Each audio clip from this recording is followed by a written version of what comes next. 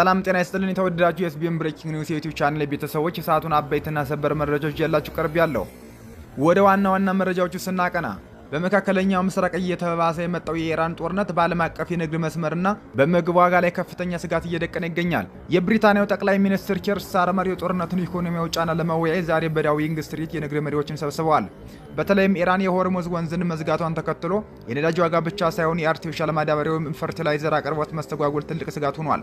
ተንታኞቹ እንደሚሉት ከሆነ በዓለም ላይ በባህር የሚጓጓዘው ማዳበሪያ እስከ 30 በመቶ የሚሆነው ከመካከለኛው ምስራቅ የሚመጣ በመሆኑ ይህ እጥረት በተለይ በደሃ ሀገራት ላይ የምግብ ዋጋ በከፍተኛ እንዲጨምር ሊያደርግ ይችላል ተብሎ ተፈርቷል። በሌላ በኩል የአሜሪካው ፕሬዝዳንት ዶናልድ ትራምፕ የኢራን የነዳጅ ኤክስፖርት ማዕከል የሆነችውን የሻርክ ደሴትን ለመቆጣጠርና የሀገሪቱን ነዳጅ ለመውሰድ ፍላጎት እንዳላቸው በግልጽ ተናግረዋል። ከዚህ ባለፈ 1000 ፓውንድ የሚመዘን የዩራኒየም ክምችትን በወታደራዊ ኃይል ለማውጣት ያለመ ዘመቻ ለማካሄድ ያሰቡ መሆኑን የዎል ስትሪት ጆርናል ዘገባ ያመለክታል። ትራምፕ በኢራን ውስጥ የነበረው የቀድሞው ክፉ አገዛዝ መሪዎች በሙሉ መገደላቸው በመጥቀስ በአሁኑ ወቅት የአገዛዝ ለውጥ ወይም ሪጅም ቼንጅ መካሄዱንና አሜሪካውን እየተደራደረች ያለችው ምክንያታዊ ከሆኑ አዳዲስ ሰዎች ጋር መሆኑን ገልጸዋል። በቀጠናው ያለው ወታደራዊ ግጭትም ወደ ጎረቤት ሀገራት እየተስፋፋ ይገኛል። የኩዌት መከላከያ 5 የኢራን ድሮኖችን መጥቶ መጣሉን ሲያስታውቅ፣ በሊባኖስ ደግሞ አንድ ኢንዶኔዥያዊ የተባበሩት መንግስታት የሰላም አስከባሪ ወታደር በመድፍ ጥቃት መገደሉ ተረጋግጧል። በተመሳሳይ እስራኤል በኢራን ወታደራዊ ኢላማዎች ላይ ጥቃት መፈጸሟን ተከትሎ ከኢራን የተተኮሱ ሚሳኤሎችን የአየር መከላከያ ስርዓቷ እያከሸፈ መሆኑን ገልጻለች። ይህ ሁኔታ በጠቅላይ ሚኒስትር ቤንያሚን ኔታንያሁ ላይ ከፍተኛ ጫና ያፈጠረ ሲሆን አሜሪካ ከኢራን ጋር ድርድር ልትጀምር ትችላለች የሚለው ወሬ ከእስራኤል የጦር ግብ ጋር እየተጋጨ መሆኑ ተጠቁሟል። በመጨረሻም ከጦርነቱ ዜናዎች ባሻገር ማህበራዊና ጤና ነክ መመሪያዎች ትኩረት አግኝተዋል። የብሪታንያ ትምህርት ሚኒስትር ከ5 ዓመት በታች ያሉ ህጻናትን የስክሪን ጊዜያቸው በቀን ከ1 ሰዓት መብለጥ እንደሌለበት አዲስ መመሪያ አውጥቷል። በተመሳሳይ ዜና ኦስትሪያ ህጻናትን ከማህበራዊ ሚዲያ ሱሰኝነት ለመጠበቅ ሲባል እድሜያቸው ከ14 ዓመት በታች የሆኑ ህጻናትን ማህበራዊ ሚዲያ እንዳይጠቀሙ የሚከለክል እገዳ ለመጣል ወስናለች። እንዲሁም ግጭቱን ተከትሎ የነዳጅ ዋጋ በአንድ በርሜል $116 መድረሱን የዘገበችው አውስትራሊያ ደግሞ የኑሮን ውድነት ለማቃለል የነዳጅ ታክስን በግማሽ ልትቀንስ መሆኑን አስታውቃለች። ወደ ዝርዝር መረጃዎቹ ስናቀና ኪር ስታርመር በኢራን ጦርነት ምክንያት የሚፈጠረውን ኢኮኖሚያዊ ጫና ለመወያየት ዛሬ በዳዊንግ ስትሪት የንግድ መሪዎችን ይሰበስባሉ። ስብሰባ አስቀድሞ ኢራን የሆርሙዝ ወንዝን መዝጋቷን ተከትሎ የጨመረ የነዳጅ ዋጋ ብቻ እንዳልሆነ ማሳሰቢያ ተሰጥቷል። መጓጓዣ ዘርፍ ተንታኞች እንደሚሉት ከሆነ የአርቲፊሻል ማዳበሪያ ወይም ፈርቲላይዘር ዋጋንም በትኩረት መከታተል ያስፈልጋል ይላሉ። የኤስፖች መስራችና ዋና ስራ አስፈጻሚ ላርስ ጀንሰን እንደገለጹት በዓለም ላይ በባህር የሚጓጓዘው ማዳበሪያ ከ20 እስከ 30 በመቶ የሚሆነው ከመካከለኛው ምስራቅ ባህረ ሰላጤ የሚመጣ ነው። ጀንሰን ለቢቢሲ ሬዲዮ ፕሮግራም ሲናገሩ ይህ ማለት የምግብ ዋጋ በፍጥነት ይጨምራል፣ በተለይም በደሃ ሀገራት ላይ ያለው ተጽዕኖ ከፍተኛ ይሆናል ብለዋል። በሌላ በኩል የኩዌት ብሔራዊ ጥበቃ 5 ድሮኖችን መጥቶ መጣሉን የሀገሪቱ የመንግስት የዜና አገልግሎት ዛሬ ጠዋት ዘግቧል። ይህ እርምጃ የተወሰደው በኩዌት የኤሌክትሪክ ኃይልና የጨው ውሃ ማጣሪያ ጣቢያ ላይ በኢራን በተሰነዘረ ጥቃት አንድ ህንዳዊ ሰራተኛ መሞቱን የኩዌት የኤሌክትሪክና የውሃ ሚኒስትር ትናንት ምሽት ባወጣው መግለጫ ካረጋገጠ በኋላ ነው። ትናንት የኩዌት የጦር ኃይሎች በሰጡት መግለጫ ባለፉት 24 ሰዓታት ውስጥ በኢራን በሚመሩ የሚሳኤልና የድሮን ጥቃቶች በወታደራዊ ካምፖች ላይ በተፈጸመ ጥቃት 10 አባላቱ እንደቆሰሉና የአንድ የግል ሎጂስቲክስ ኩባንያ መጋዘንም ኢላማ መደረጉን ገልጸዋል። ሌላ በኩል ኒክ ማርክ የተባለ የንግድ ዘርፍ ዘጋቢ እንደተናገረው አሜሪካ የአርክ ደሴትን በተቆጣጠረ እንኳ ኢራን በነዳጅ ጫኝ መርከቦች ላይ ጥቃት መሰንዘሯን ልትቀጥል ትችላለች የሚል ትንተና አውጥቷል። ዶናልድ ትራምፕ አሜሪካ በጥር ወር የቬኔዙዌላ ፕሬዝዳንት ኒኮላስ ማዱሮን ከስልጣን ባስወገደችበት ወቅት እንዳደረገችው ሁሉ የኢራንን ነዳጅ መውሰድ እንደሚፈልጉ ተናግረዋል። ዶናልድ ጄ ትራምፕ ለፋይናንሻል ታይምስ እንደገለጹት አሜሪካ ይህንን የምታደርገው 90 በመቶ የኢራን የነዳጅ ምርት የሚላክበትን የፋርስ ባህረ ሰላጤ ማዕከል የሆነችውን የሻርክ ደሴትን በመቆጣጠር ነው ብለዋል። ተንታኞቹ እንደገለጹት የሻርክ ደሴትን መቆጣጠር ሊቻል ቢችልም አሜሪካ በቬኔዙዌላ እንዳደረገችው ቀላል ስራ አይሆንም ብለዋል።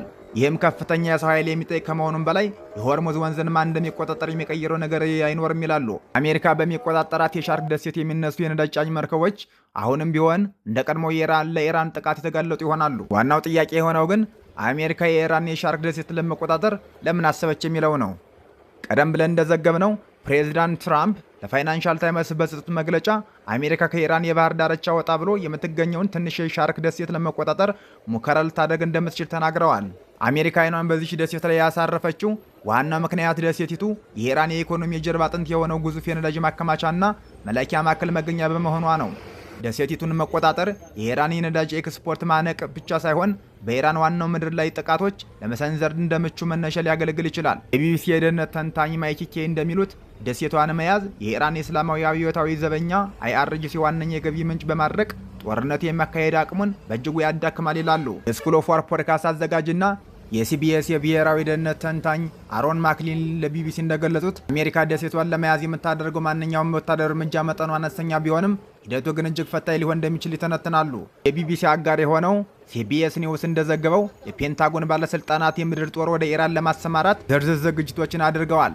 የአሜሪካ ማዕከላዊ ሴንትኮም ቅዳሜ ዕለት እንዳስታወቀው ተጨማሪ 3500 የአሜሪካ ባህር ኃይል አባላት በኢኤስኤስ ትሪፖሊ የጦር መርከብ አማካኝነት መካከለኛው ምስራቅ ደርሰዋል ይላሉ።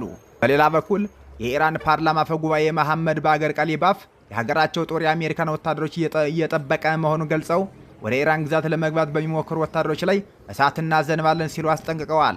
ኢራን በደሴቱ ላይ የአየር መከላከያና ተጨማሪ ወታደሮችን በማሰማራት ጥበቃውን ማጠናከሯን ገልጻለች። የሻርክ ደሴት ከኢራን የባህር ዳርቻ 15 ኖቲካል ማይል ወይም 24 ኪሎ ሜትር ርቀት ላይ የምትገኝ ትንሽ ደሴት ናት። ምንም እንኳን መጠኗ ትንሽ ቢሆንም የሀገሪቱ እጅግ ወሳኝ የኤነርጂ መሰረተ ልማት መገኛ ናት። 90 በመቶ የኢራን ድፍድፍ ነዳጅ በቧንቧ ከዋናው ምድር ተጉዞ በዚህ ደሴት ላይ በሚገኝ ማከማቻ በኩል ለዓለም ገበያ ይቀርባል። ደሴቱ ዳርቻዎች ለትላልቅ የነዳጅ ጫኝ መርከቦች ምቹ የሆነ ጥልቅ ባህር አላቸው። ይህም በዋናው የኢራን ምድር የባህር ዳርቻዎች ላይ አይገኝም። ከዚህ የሚነሱ መርከቦች በሆርሙዝ ወንዝ አድርገው የኢራን ነዳጅ ዋና ገዢ ወደ ሆነችው ቻይና ይጓዛሉ። ትራምፕ በሰጡት መግለጫ እነዚህን የነዳጅ ቧንቧዎች በቀላሉ ማውደም እንደሚቻል ቢገልጹም የኢራን ኢኮኖሚ ላይ ዘላቂ ጉዳት እንዳይደርስ እስካሁን እንዳልመቷቸው ተናግረዋል። በአንድ ቃል ብቻ ቧንቧዎችን ማጥፋት እንችላለን፣ ነገር ግን እነሱ መልሶ ለመጠገን ረጅም ጊዜ ይወስዳል ብለዋል ዶናልድ ትራምፕ። የእስራኤሉ መሪ ቤንያሚን ኔታንያሁ እጅግ በመጨነቅ ላይ እንደሚገኙ ተንታኞቹ ይናገራሉ። ይህም አሜሪካና ኢራን ሊነጋገሩ ይችላሉ የሚለው ጭምጭምታ በኔታንያሁ ላይ ጫና ፈጥሯል ይላሉ ተንታኞቹ።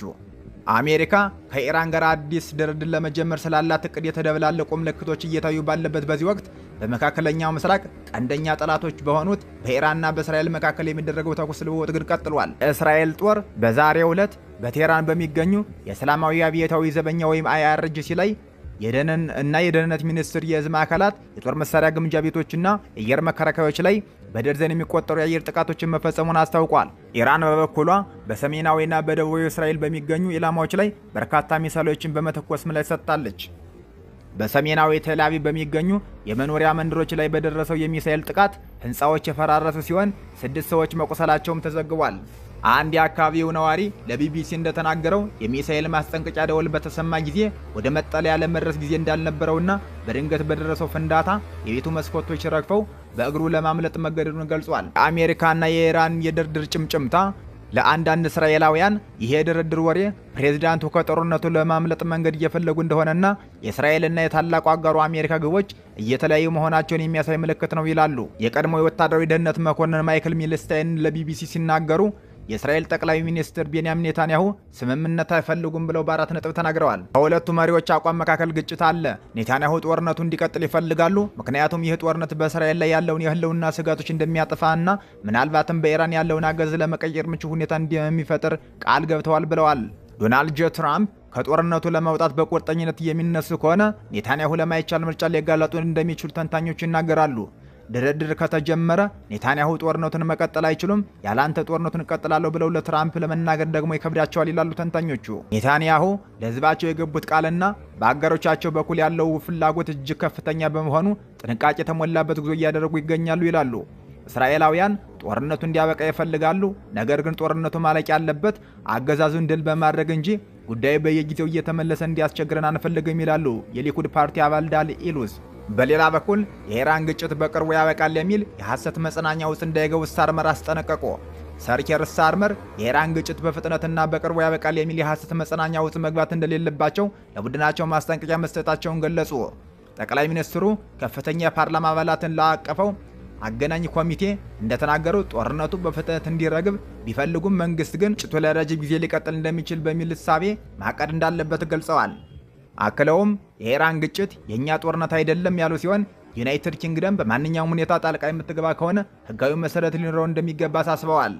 ጠቅላይ ሚኒስትሩ ይህንን ነገር ያደረጉት ዶናልድ ትራምፕ በአሜሪካና በኢራን መካከል የሚደረግ ድርድር በጣም ጠንካራ መሆኑንና ግጭቱን ለማቆም እውነተኛ የስምምነት እድል እንዳለ ለጋዜጠኞች ከተናገረው ከጥቂት ጊዜ በኋላ ነው። ባለፉት ጥቂት ቀናት ትራምፕ አሜሪካ በኢራን ላይ ለሰነዘረችው የመጀመሪያ ጥቃት የዩናይትድ ኪንግደምን ወታደራዊ ካምፖች እንድትጠቀም ባለመፍቀዳቸው ሰር ኬርን በተደጋጋሚ ሲተቹ ቆይተዋል። ለዚህ ትችት ምላሽ የሰጡት ስታርመር የሚባሉ ወይም የሚደረጉ ብዙ ነገሮች በእኔ ላይ ጫና ለመፍጠር የታለሙ መሆናቸውን አልጠራጠርም። ምን እየተካሄደ እንደሆነ በደንብ እረዳለሁ፣ ነገር ግን ከአቋሚ አልናወጥም ብለዋል። አክለውም የኔ ስራ የብሪታንያን ብሔራዊ ጥቅም በሚያስጠብቁ ጉዳዮች ላይ ብቻ የማተኮር ነው ሲሉ ገልጸዋል። ወደ ሌላ መረጃ ስናቀና ይህ በዋናነት ወላጆችን የሚመለከት ይሆናል። ወላጆች ለልጆቻቸው አርአያ መሆን እንዳለባቸው መመሪያው ይመክራል ይላሉ የጤና ተቋማት። የህፃናት አእምሮ እንደ ሰፍነግ ሁሉንም ነገር የሚመጥ በመሆኑ ወላጆቻቸውን የስክሪን አጠቃቀም ልማድ ይቀዳሉ። ስለዚህ በተቻለ መጠን ከልጆቹ ጋር በሚሆኑበት ጊዜ ስልክዎን አስቀምጠው አብረዋቸው እንዲሆኑ ይበረታታል ይላሉ ጤና ተቋማት። በዕለት ተዕለት ህይወት ውስጥ ከስክሪን መራቅ ከባድ ቢሆንም በተቻለ መጠን ግን ስክሪን ከመጠቀም ይልቅ ሌሎች አማራጮችን እንቅስቃሴዎችን ማድረግ አስፈላጊ ነው ይላሉ። እንደ መንግስት ሪፖርት መሰረት የሰው ልጅ አእምሮ 90% እድገቱን የሚያጠናቅቀው ከ5 ዓመት ዕድሜ በፊት ነው ይላሉ። ብዙ ጊዜ በስክሪን ፊት ማሳለፍ በሚከተሉት ላይ አሉታዊ ተጽዕኖ ሊኖረው ይችላሉ። አንደኛ፣ ማህበራዊ፣ ስሜታዊና የቋንቋ እድገትን ይገድባል። ሁለተኛ ደረጃ የአእምሮ እድገትና የእንቅልፍ ችግር ያስከትላል። በሶስተኛ ደረጃ የአይን ጤናና የሰውነት ክብደትን ያስከትላል ይላሉ። በዚህ ዓመት የወጣ ጥናት እንደሚያሳየው በቀን 5 ሰዓት ገደማ ስክሪን የሚያዩ ህፃናት በቀን 44 ደቂቃ ብቻ ከሚያዩ ህፃናት ጋር ሲነጻጸሩ የሚናገሯቸው ቃላት ቁጥር በእጅጉ ያነሰ ነው ይላሉ። ይህን እንኳን ማድረግ ካልተቻለ ከ5 ዓመት በታች ለሆኑ ህፃናት ግን የሚመረጡ የቪዲዮ ይዘቶች ግልጽ የሆኑ የታሪክና እምነት ያላቸው መሆን አለባቸው ይላሉ የጤና ባለሙያዎች። ይህንም ተከትሎ አውስትራሊያ እድሜያቸው ከ14 ዓመት በታች የሆኑ ህፃናት ማህበራዊ ሚዲያ እንዳይጠቀሙ ለማገድ ማቀዷን ማስታወቃለች። በዚህም በኦንላይን ዓለም የህፃናት ጥበቃ ለማድረግ ገደቦችን በማስተዋወቅ ረገድ የቅርብ ጊዜዋ ሀገር ሆናለች። በርካታ ሀገራትም መሰል ገደቦችን ለመጣል በማሰብ ላይ ይገኛሉ። ፈረንሳይ ከ15 ዓመት በታች ለሆኑ ህፃናት እገዳ የሚጥል ህግ በጥር ወር አጽድቃለች። ዩናይትድ ኪንግደም ከ16 ዓመት በታች ለሆኑ ህፃናት እገዳ ለመጣል የምክክር ሂደት ላይ ትገኛለች። ስፔንና አየርላንድ ከ16 ዓመት በታች፣ ዴንማርክና ግሪክ ደግሞ 15 ዓመት በታች በሆኑት ህፃናት ላይ ትኩረት አድርገዋል። በኦስትሪያ ዲጂታላይዜሽን የመንግስት ሴክሬታሪ አሌክሳንደር ፐል እንደገለጹት እገዳው በህግ የሚጸና ረቂቅ አዋጅ እስከ ሰኔ መጨረሻ ድረስ ይቀርባል ይላሉ። ረቂቁም እድሜ ለማረጋገጥ የሚያስችል ዝርዝሮችን ይይዛል ተብሎ ይጠበቃል። ተወደዳችሁ የዩቲዩብ ቻናል ቤተሰቦች ከጥቂት ሰዓታት በኋላ በሌላ ሰበር መረጃ እስክንገናኝ በያለንበት ቸር ያቆየን።